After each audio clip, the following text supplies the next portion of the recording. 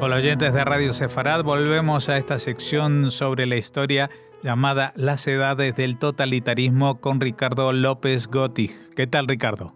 Hola Jorge, ¿cómo estás?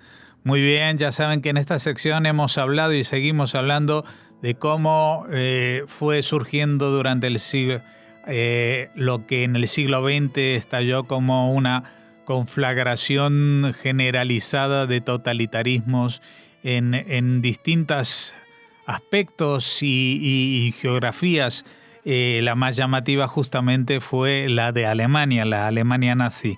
Y el tema del totalitarismo no es solamente un tema militar, ni es un tema solamente que afecte a la política y la democracia, sino que también, como vamos a comentar hoy mismo, a la justicia, y la justicia no en el sentido abstracto de la justicia, sino a los mecanismos, al poder judicial, ¿no?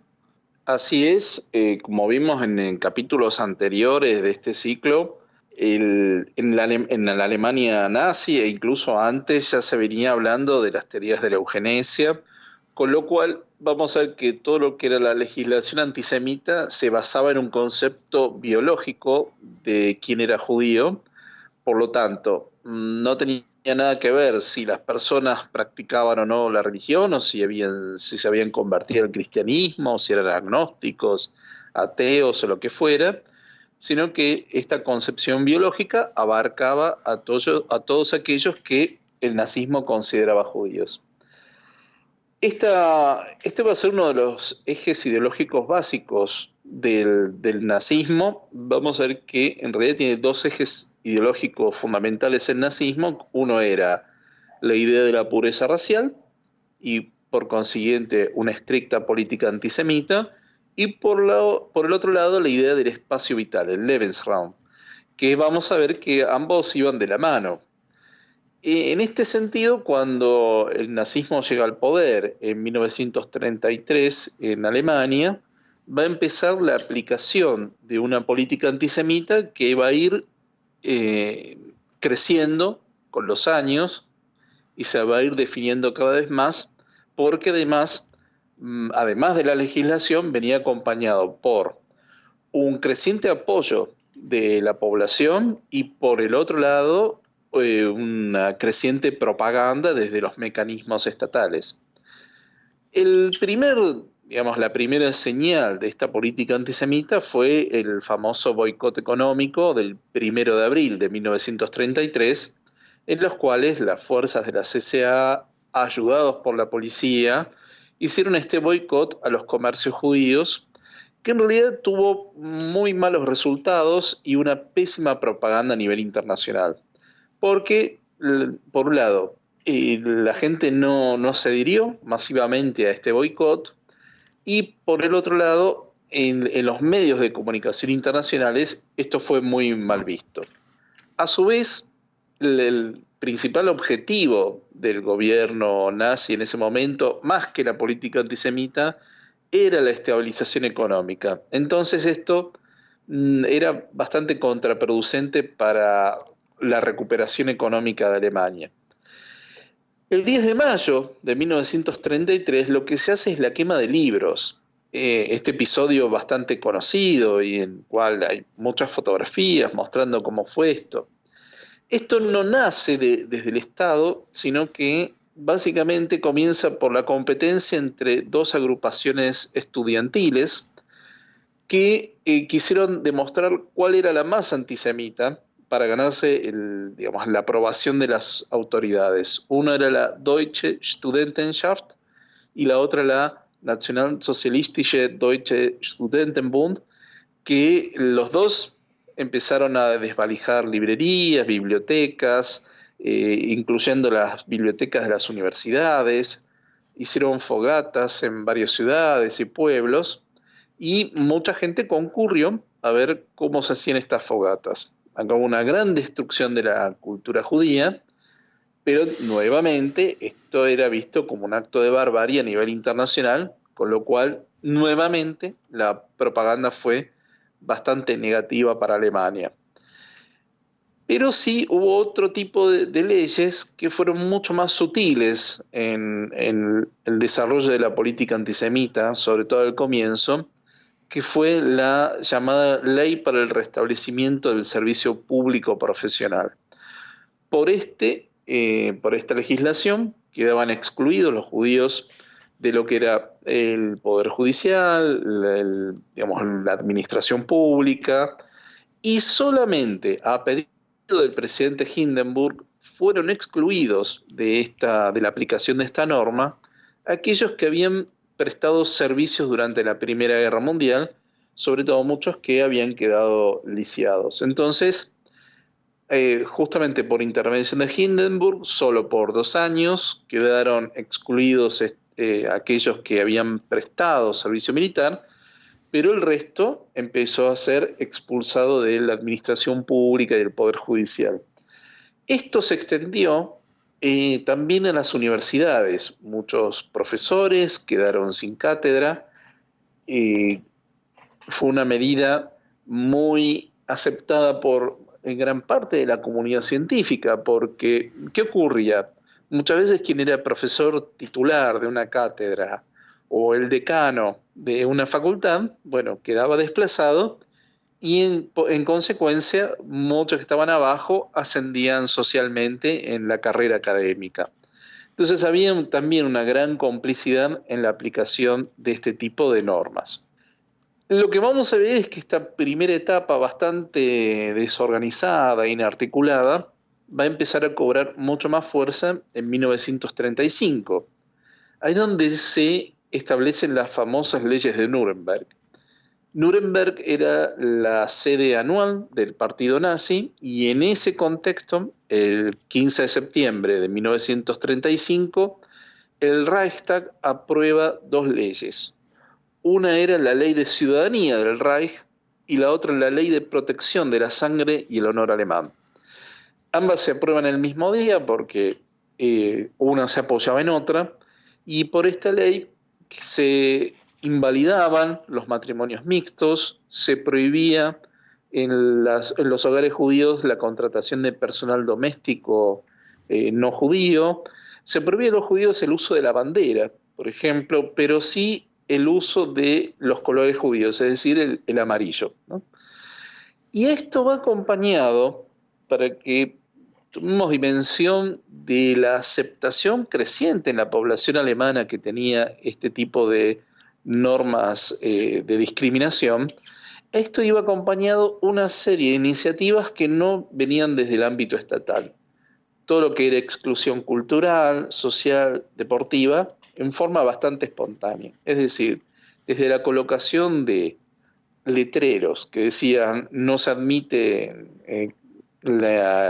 el ingreso de judíos en muchos negocios, en bares, en teatros, la exclusión de judíos de la vida del teatro, de los deportes, el establecimiento en muchas ciudades de la prohibición de que los judíos se sentaran en los mismos bancos que digamos que los arios. Es decir, que había una serie de normas que iban acompañando todo esto. Claramente los medios de prensa adherían a esto, y en particular alguien que tuvo una fuerte influencia en el desarrollo de esta campaña antisemita fue Julius Streicher, que era el director del periódico Der Stürmer, que era uno de los grandes propagadores de la ideología nazi. Pero todo esto de alguna forma se para en 1936 porque eran los Juegos Olímpicos de Berlín. Entonces, en ese momento había que demostrar la unidad del pueblo alemán, el desarrollo que estaba teniendo la Alemania nazi, con lo cual, y además llegaban visitantes extranjeros, con lo cual había que parar con la ola antisemita y bajar los decibeles de todo lo que era la persecución. Esto va a ser retomado claramente después de las Olimpiadas. 1937 y 1938 van a ser los años de ya el uso descarado de la violencia contra los judíos. ¿Por qué? Sobre todo en el año 38. En 1938 Alemania logra incorporar territorios, que es un tema que vamos a ver un poquito más adelante. Ujú. Incorpora, por un lado, anexa a Austria, lo que se conoció como el Anschluss, que de hecho este año se cumple un aniversario, y también en octubre de 1938 se incorpora lo que se conocían como los Sudetes de Checoslovaquia. Tanto el Anschluss de Austria como la incorporación de los Sudetes de Checoslovaquia, primero, esto hace que nuevamente aumente la población judía. Porque toda esta política antisemita tenía un objetivo que en principio era la expulsión de la población, es decir, crear condiciones tan hostiles que los judíos de Alemania tuvieran que emigrar. Sí, muchos lograron emigrar porque eran eminencias científicas como Einstein, y con lo cual encontraban un trabajo rápidamente fuera de las fronteras, pero a otros les resultaba mucho más complicado porque habían desarrollado toda su vida o no tenían los medios suficientes para poder irse a quién sabe dónde.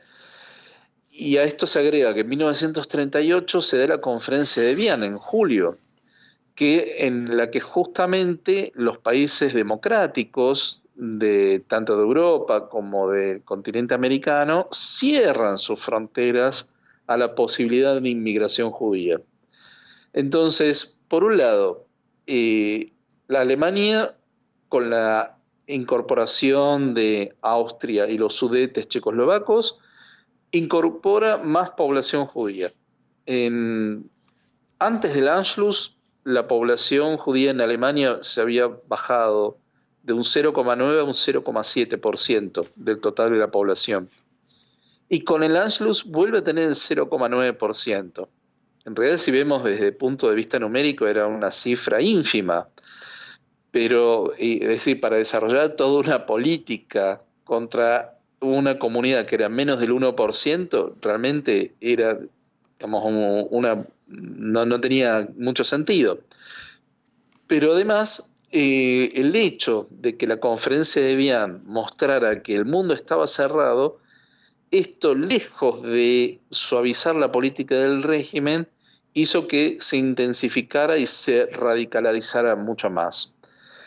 En estos años, 37, 38, 39, se da también la arianización de la economía. Es decir, las empresas tenían en manos judías, debían venderse a un precio vil, y siempre eran compradas por personajes del partido nazi, a precios ridículos, porque la idea es que la economía también fuera aria. También se arianizan los nombres, ¿no? Las mujeres debían anteponer el nombre de Sara y los hombres el nombre de Israel para ser claramente identificados.